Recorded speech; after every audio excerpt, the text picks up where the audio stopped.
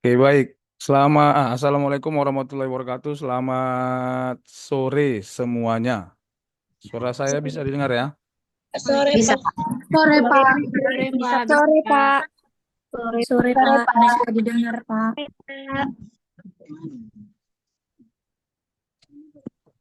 Pak.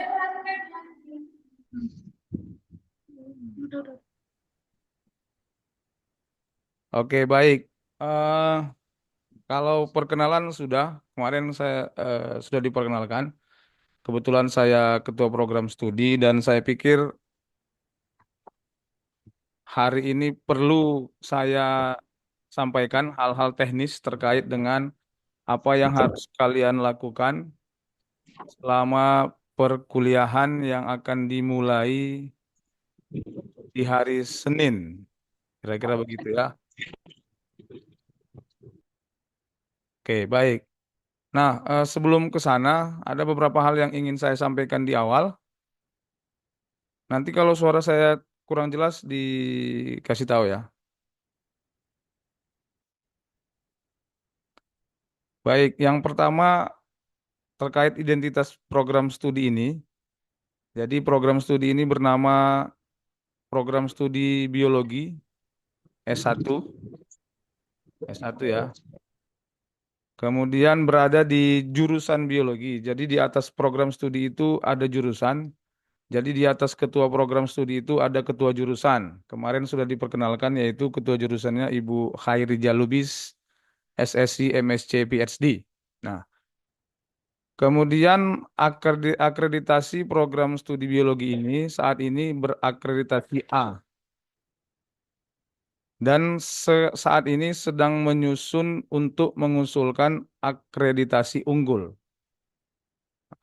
Nah, baik. Kemudian jumlah dosen sebenarnya lebih dari 19. Kemudian Anda bisa melihat beberapa pengumuman terkait dengan hal-hal tertentu di web biologi.unimed.ac.id. Silahkan nanti dikunjungi saja langsung. Itu terkait dengan identitas program studi. Nah, kemudian yang perlu juga kalian tahu adalah apa tujuan program studi ini. Nah, program studi ini bertujuan untuk menghasilkan lulusan yang mampu unggul pada bidang analis biologi, peneliti biologi, quality control, dan bioentrepreneur. Diharapkan kalian nanti lulus dari program studi ini jadi hal-hal yang seperti ini. Nanti penjabarannya akan ada lebih lanjut. Itu tujuan program studi, menghasilkan lulusan. Jadi kalian diharapkan mampu lulus dari program studi ini dan menjadi yang empat ini. Bukan tidak mungkin menjadi hal yang lain, tapi secara umum biasanya lulusan program studi biologi itu menjadi empat yang ini. Ini dapatnya dari mana? Dari eh, beberapa kakak kakak alumninya yang telah bekerja di berbagai bidang. Itu tujuan program studi. Nah, kemudian ada visi program studi. Nah, visi program studi itu, program studi biologi adalah menjadi program studi yang unggul dalam pengembangan ilmu biologi dan terapannya di tingkat nasional dan dikenal di tingkat internasional. Itu visi program studi. Mohon diingat lah ya nanti ya. Kemudian ada juga misi program studi, ada empat.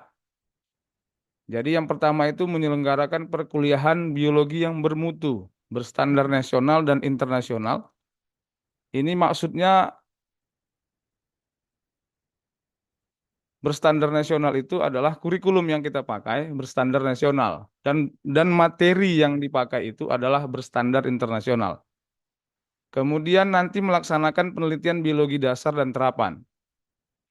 Jadi nanti dosen akan apa ya mencari beberapa mahasiswa untuk bersama-sama melakukan penelitian.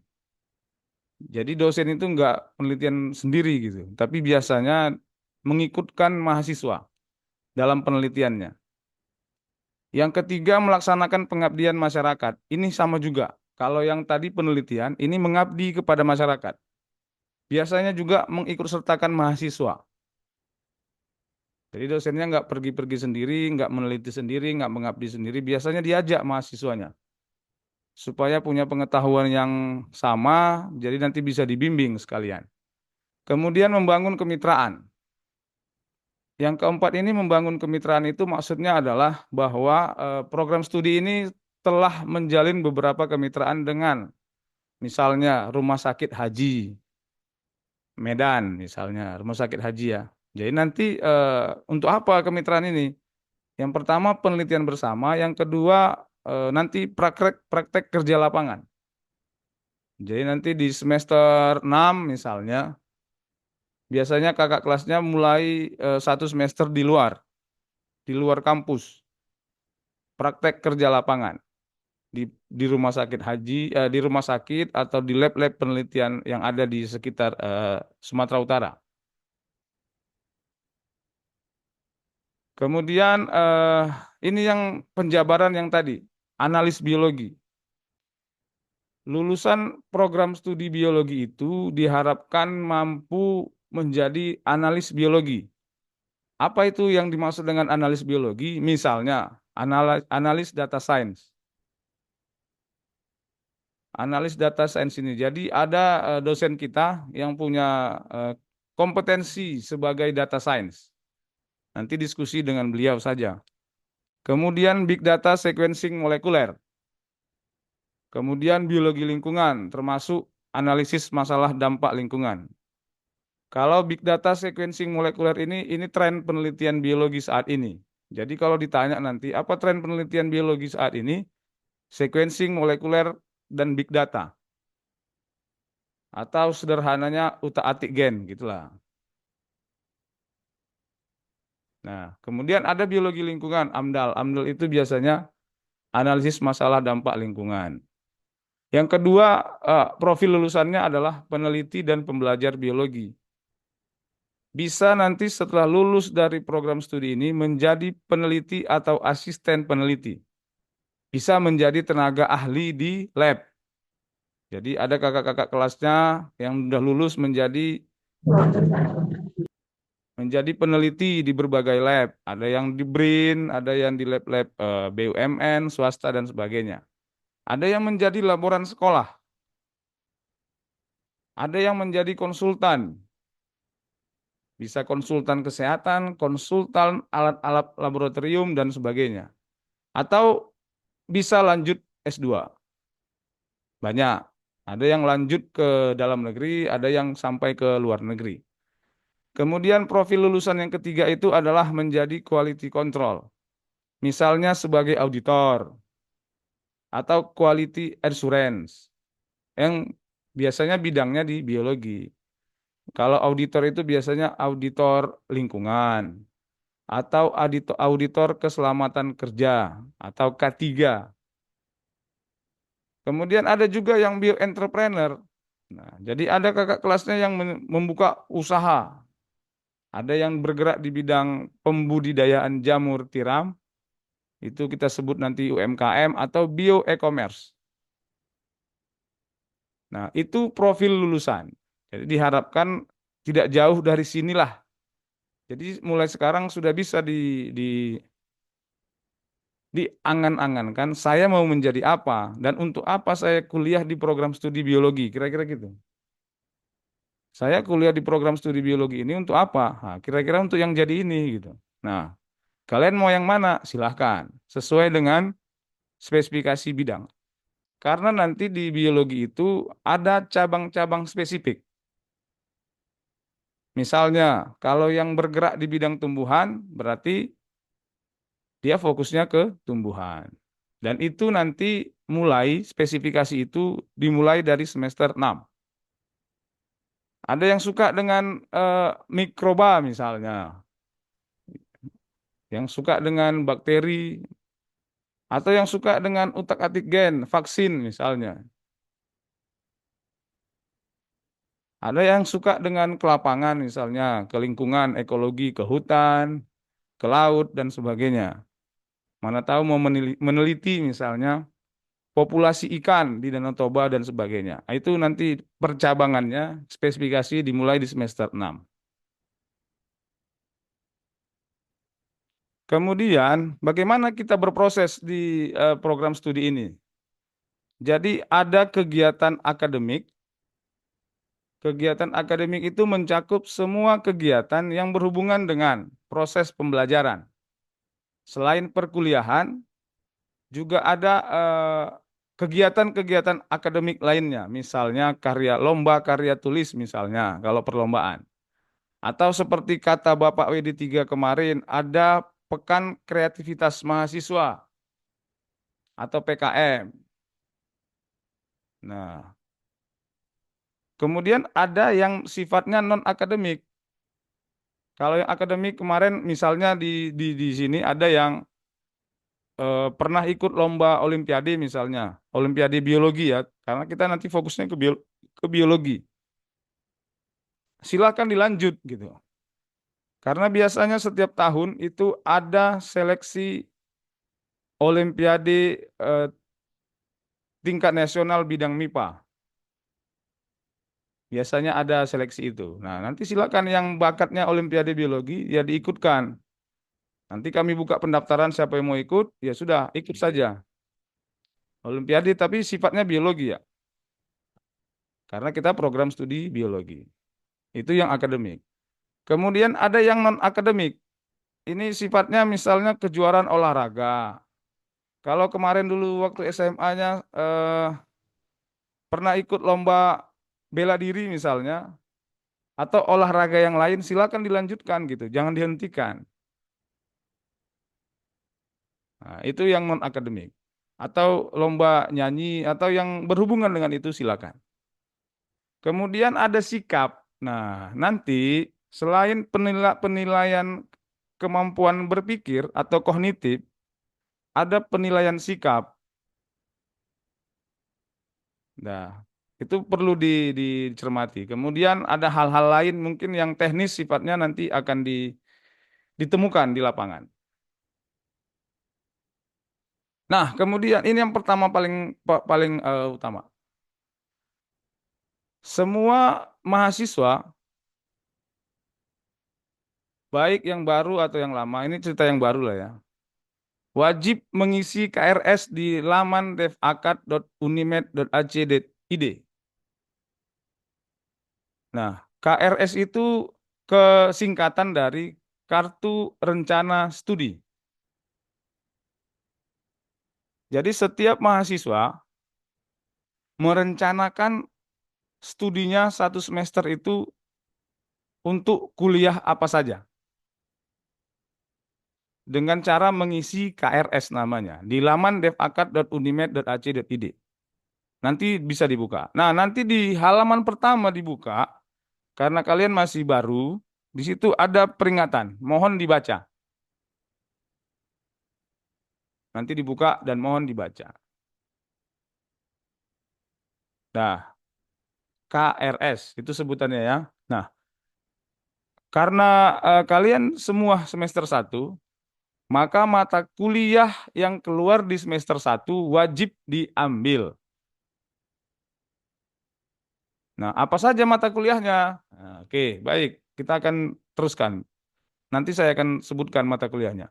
Ini laman pertama ketika kalian membuka devakad.unimed.ac.id. Ini laman pertama. Mohon diperhatikan. Kemudian, ada ketentuan dalam pengisian KRS ini. Yang bisa membuka devakad dan mengisi KRS itu adalah sudah melunasi melunasi UKT. Oke. Kemudian kedua, wajib bimbingan dengan dosen pembimbing akademik. Salah ya, ini bukan skripsi, tapi dosen pembimbing akademik atau kita singkat DPA. Nah, pertanyaan berikutnya adalah dari mana kami tahu siapa dosen pembimbing akademik kami? Kira-kira kan begitu. Nah, nanti paling lambat besok pagi akan kami kirimkan daftar nama dosen pembimbing akademik untuk masing-masing orang. Apa fungsi dosen pembimbing akademik? Dosen pembimbing akademik program studi biologi dan di Unimed adalah sebagai pengganti orang tua. Jadi dosen pembimbing akademik tempat kalian berdiskusi semua kegiatan akademik, termasuk di dalamnya adalah sebelum mengisi KRS. Nah, rencana mau kuliah, kan gitu kan. Nah, silakan diskusi dengan pembimbing akademik. Kemudian setelah mengisi diskusi dengan pembimbing akademik, konsultasi, mengisi KRS sesuai kelas. Nah, nanti kalian akan dibagi ke dalam 4 kelas. Kelas A, kelas B, kelas C, kelas D. Paling lambat besok pagi juga akan diumumkan siapa yang masuk ke kelas A, kelas B, kelas C, dan kelas D. Lengkap dengan siapa nama dosen pembimbing akademik.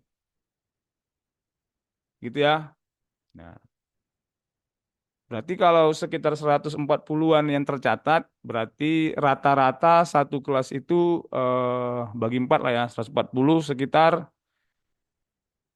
30-an ya. Nah, 30-an lah satu kelas. Gabungan, campur di situ semua. Nah, kemudian kelas itu bisa saja kelas yang akan kalian tempati, kelas A, kelas B, atau kelas C, kelas D, bisa saja hanya berlaku 1 semester akademik. Begitu masuk semester akademik 2025, 2026 tahun depan, bisa saja kelasnya berganti, rolling class. Ya, gitu kira-kira ya. Jadi mohon dicermati. Nah, kalau sudah mengisi KRS nanti sesuai kelas, jadi misalnya si Anggi, si Anggi dia terdaftar di kelas A. Nah, nanti ngisi KRS-nya semua kelas A sesuai mata kuliah untuk mahasiswa semester 1. Jangan misalnya mata kuliah A, mata kuliah yang pertama di kelas A, mata kuliah yang kedua di kelas B, jangan, tidak boleh. Nah, jadi pilih sesuai kelas A semua. Nah, kalau sudah dipilih, baru klik simpan dan bimbingan kembali dengan DPA. Kenapa? Karena tahapan berikutnya ketika kalian simpan KRS itu adalah dosen pembimbing akademik akan meng-approve atau istilah lainnya akan menyetujui. Nah, KRS yang kalian telah simpan tadi itu. Jadi ada beberapa istilah dalam KRS ini adalah pembimbingan, skrip pembimbingan dosen PA, pengisian KRS, kemudian penyimpanan KRS, kemudian approve atau persetujuan KRS. Nah, KRS yang sudah di-approve atau yang sudah disetujui oleh dosen PA, nanti pemberitahuannya ada tuh di Dev Akad kalian, nanti sudah disetujui gitu ya. Kalau yang sudah disetujui atau sudah di-approve oleh dosen PA, tidak bisa dirubah kembali. Nah, tidak bisa dirubah kembali. Tapi, nah, jika ada kesalahan misalnya, salah nih, ya silap misalnya, harusnya kelas A jadi kelas B, silap. Boleh misalnya menghubungi dengan dosen PA-nya, boleh. Untuk meng-unapprove, membatalkan. Nah, ketika sudah di-unapprove oleh dosen PA atau dibatalkan oleh dosen PA, bisa kita perbaiki KRS lagi. Berikutnya kembali ke approve, minta persetujuan kembali. Nah, kemudian dalam rangka menghubungi dosen, mohon isi atau jika melakukan WA, mohon dengan apa ya? Dengan baik dan dengan waktu yang tepat. Jangan lebih dari misalnya jam kerja misalnya. Nah, isi WA-nya pun jelas. Diawali dengan salam, perkenalan, maksud dan tujuan, baru diakhiri dengan ucapan terima kasih. Isi WA itu tidak boleh sifatnya memerintah. Gitu ya. Namanya orang tua ya. kita tidak boleh memerintah di dalam WA. Jadi jangan sampai keluar kalimat perintah di situ. Nah, itu yang akan membuat beberapa dosen tidak akan menghiraukan kalian. Nah, jangan sampai seperti itu. Jangan keluarkan kata perintah. Jadi ini ketentuan pengisian KRS. Nanti mohon dicermati. Nah, saya akan masuk ke bentuk KRS. Kalau tadi halaman pertama sudah saya tampilkan, contohnya, kemudian akan masuk ke halaman berikutnya. Jika sudah login tadi kan ada login ya, ada NIM segala macam, kemudian jumlah suruh menjumlah, masuk, akan muncul tampilan seperti ini.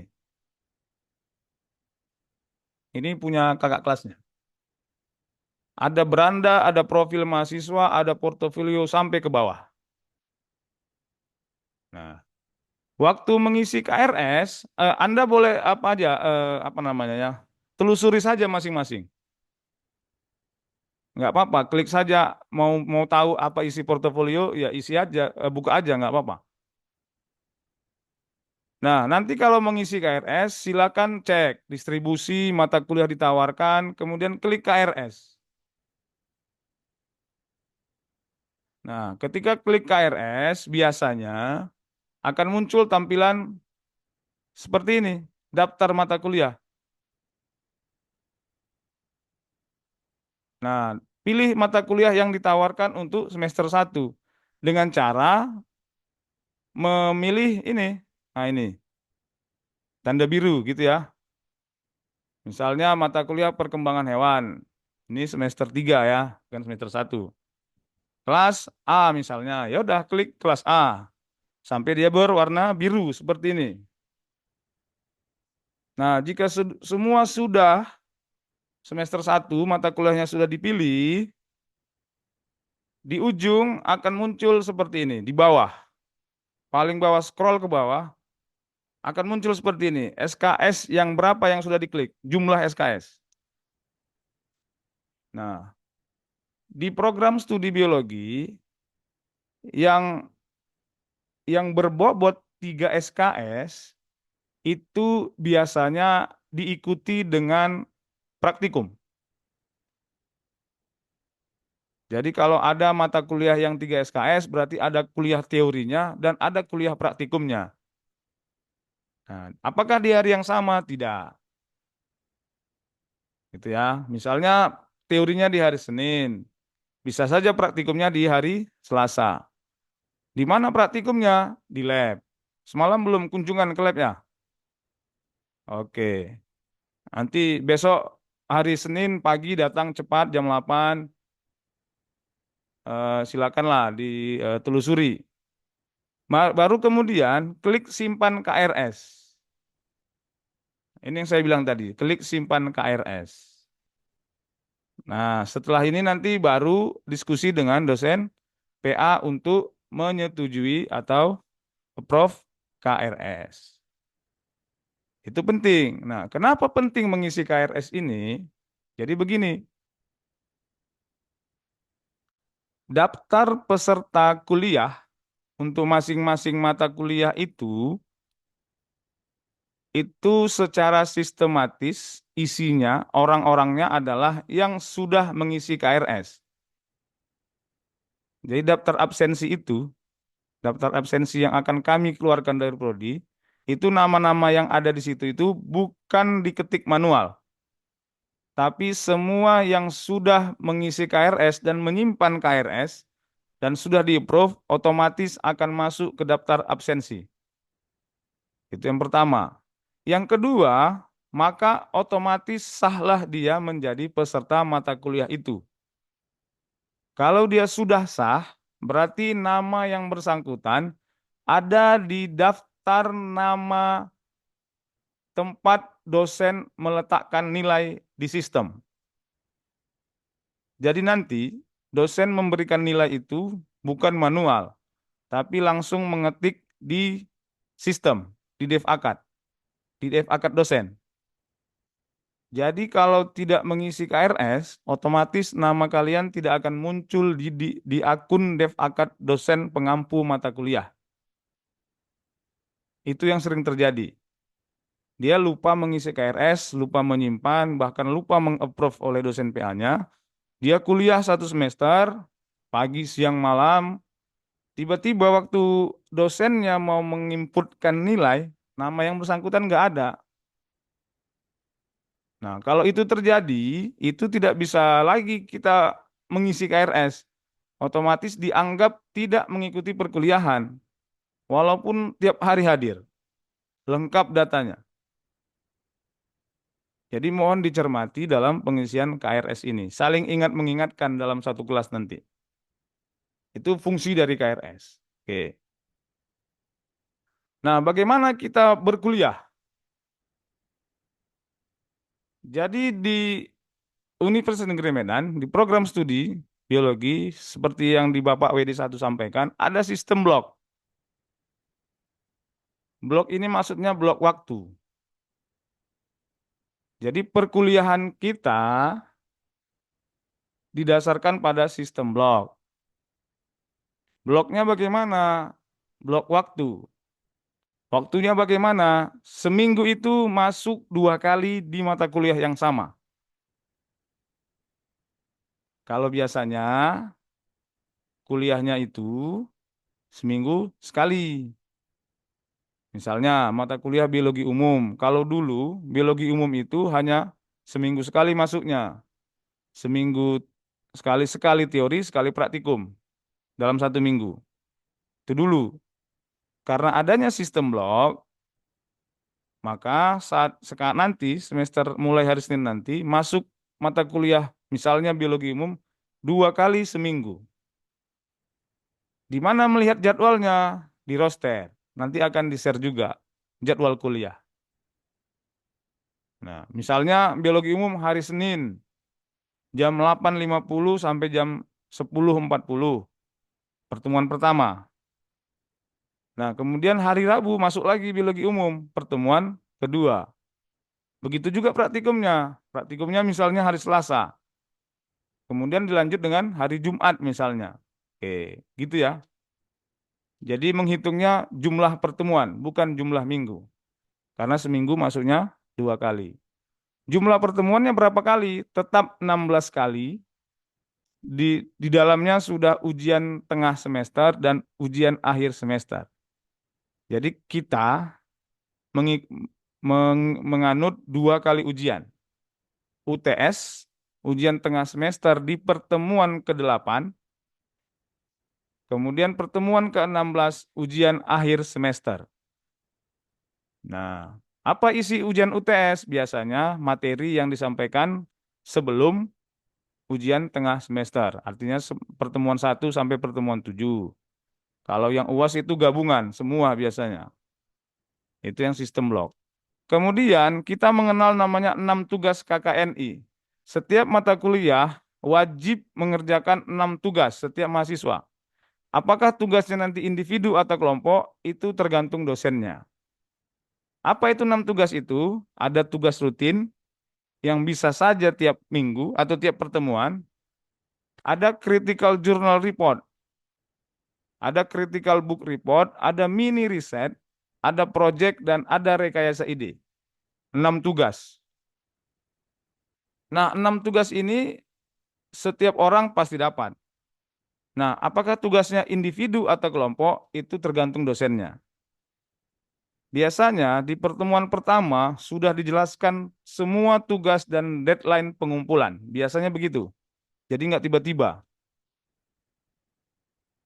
Cuman masalahnya mahasiswa saja yang mengerjakannya tiba-tiba. Padahal di pertemuan pertama udah jelaskan. Pertemuan ke-7 dikumpulkan critical journal. Nah, nanti dijelaskan oleh dosen masing-masing apa itu CGR, CBR, MR, PR, dan RI.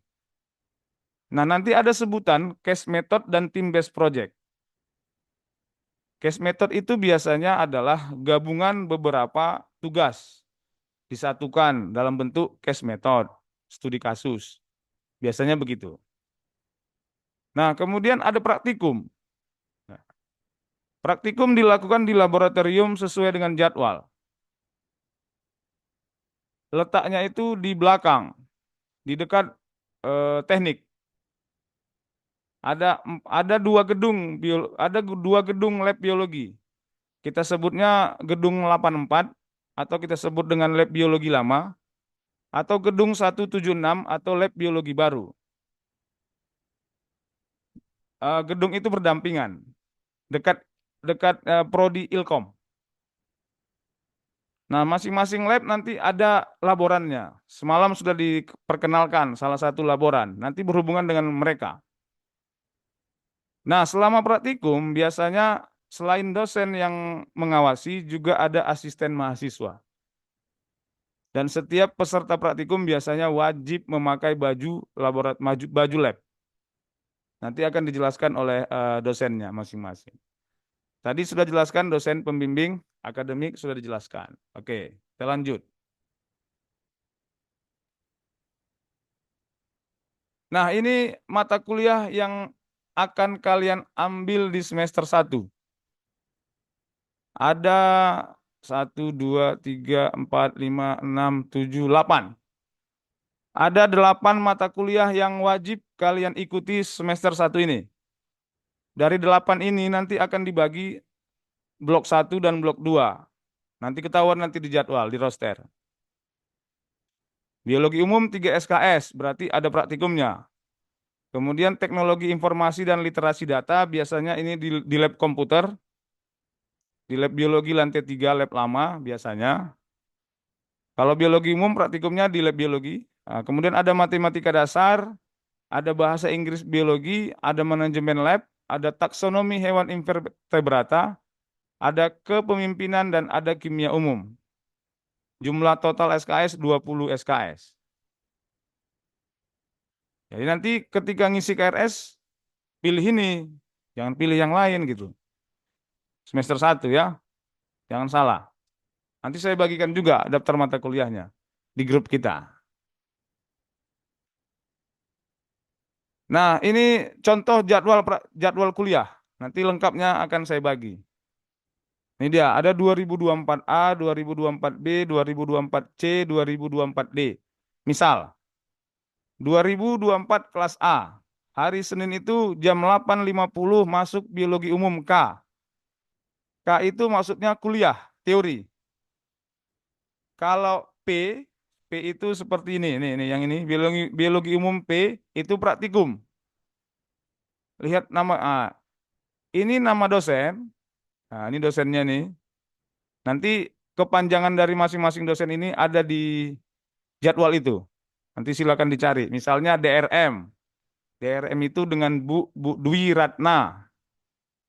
Strip ANK. Jadi gini, satu mata kuliah biasanya diampu oleh 2 dosen. Nah, ada dosen pertama, ada dosen kedua. Nah, gitu ya. Dosen pertama biasanya masuk sebelum UTS. Jadi sebelum UTS itu masuk dosen pertama. Dosen kedua masuk setelah UTS sampai UAS. Biasanya begitu. Kalau yang dua tim, kalau yang satu mata kuliah bertim dosennya. Tapi kalau yang satu dosen, misalnya kepemimpinan itu kan cuma satu, berarti dialah pengampunya dari awal sampai akhir. Nah, jadi nanti eh, Komting atau siapapun ketika mau masuk kuliah boleh di WA dosennya. Masuk di mana, di ruangan mana. Nah, ruangan itu 342 misalnya. Ini biologi kelas A ya, misalnya biologi umum hari Senin jam 8.50. Kenapa jam 8.50 di hari Senin? Karena dosen semua setiap pagi jam 8 itu ada apel pagi. Setiap Senin. Makanya masuk kuliah setiap hari Senin itu jam 8.50. Tapi kalau di hari lain tetap jam 8. Mulai perkuliahan pertama, sesuai jadwal. Nah, itu ada ruangan. Ada 3.4.2. Ruangan yang semalam kalian pakai ketika PKKMB, itu ruangannya, kode ruangannya 3. Jadi tower biologi itu kode ruangannya 3, 03. Angka berikutnya setelah angka 3 itu lantai. Angka berikutnya setelah angka yang lantai adalah ruangan di lantai itu.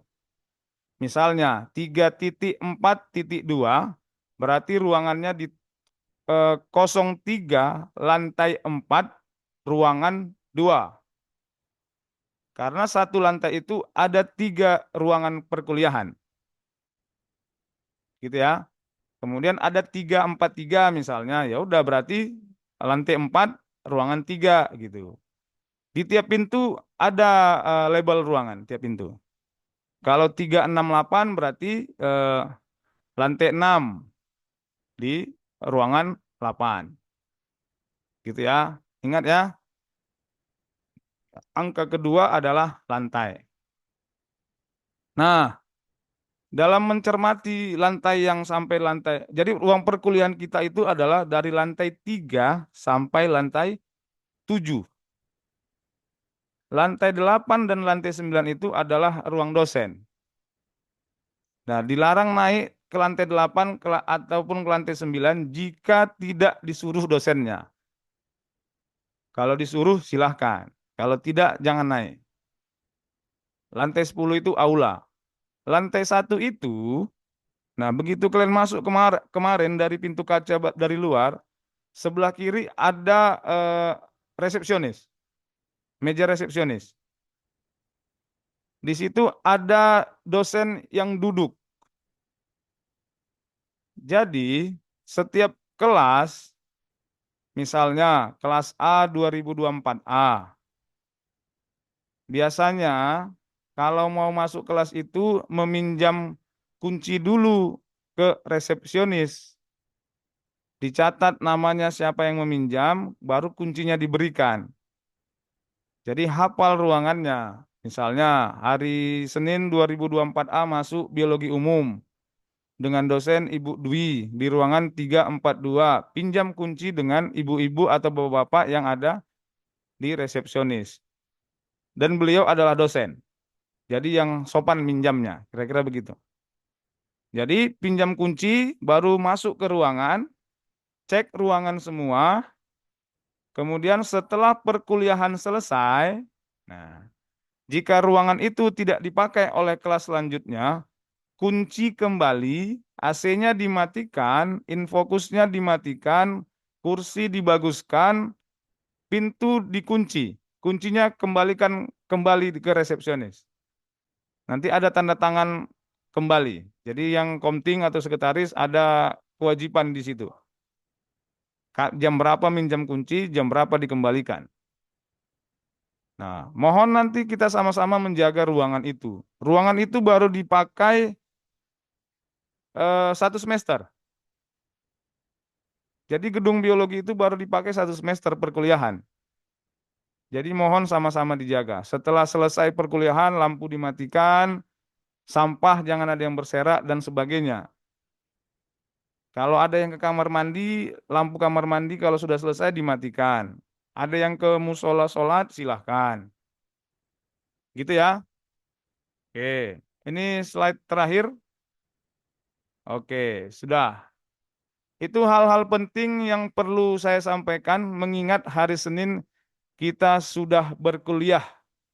Ada yang di jam pagi bahkan, kelas A, kelas B, dan kelas C. Gitu ya. Jika mau nomor WA dosen masing-masing itu tanya kakak kelasnya. Gitu ya. Oke, baik. Kita buka sesi pertanyaan 10 menit. Jika ada yang mau ditanyakan, silakan. Pak, izin bertanya Pak, atas nama Tania Cintamari Tohutapea.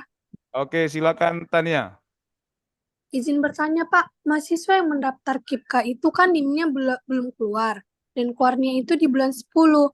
Apakah kami harus menunggu bulan 10 supaya bisa mengisi KRS? Terima kasih Pak. Oke, baik, Tania. Oke, nanti kalau masalah yang keep akan kami tanyakan dulu ke pengelola, tapi tetap ikuti perkuliahan dulu, walaupun belum ngisi KRS ya. Walaupun belum bisa ngisi KRS, tetap ikuti perkuliahan. Baik Pak, Terima kasih, Pak. Oke, silakan yang lain. Eh, Selamat siang, Pak. Saya izin bertanya atas nama Sri Maideli. Oke, silakan. Misalnya gini, Pak, kan, Pak. Tapi kita mau pindah ke kelas D. Apakah itu bisa, Pak? Terima kasih. Baik. Eh, untuk jawaban itu mohon maaf. Jika sudah diplot di satu kelas, tidak boleh pindah ke kelas yang lain. Gitu ya. Baik, Pak. Terima kasih. Oke, silakan yang lain ya. Izin Pak, perkenalkan nama saya Melisa Anggerni Tambun. Oke, silakan. Jadi kan Pak, ada kan teman saya yang udah ngisi KRS, terus jadwal kuliah mereka keluar juga di KRS itu Pak. Jadi kami yang anak KIPK kuliah mengikuti roster yang ada aja Pak. Oke, baik. Nah, untuk jadwal perkuliahan ikuti roster. Kadang ada perbedaan antara roster dengan KRS. Jadi yang diikuti adalah roster. Yang ini yang saya tampilkan ini. Jadi semua perkuliahan mengikuti jadwal yang dibagikan ini, yang roster. Gitu ya. Baik Pak, terima kasih Pak. Oke, oke. Silakan ada lagi.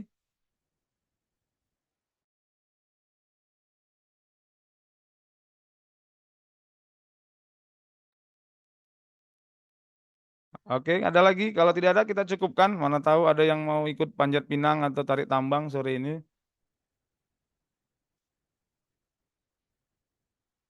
Oke, baik. Kalau tidak ada, mungkin itu yang bisa saya sampaikan. Ini saya rekam. Nanti saya bagikan link rekamannya. Kalau kurang jelas bisa ditonton ulang.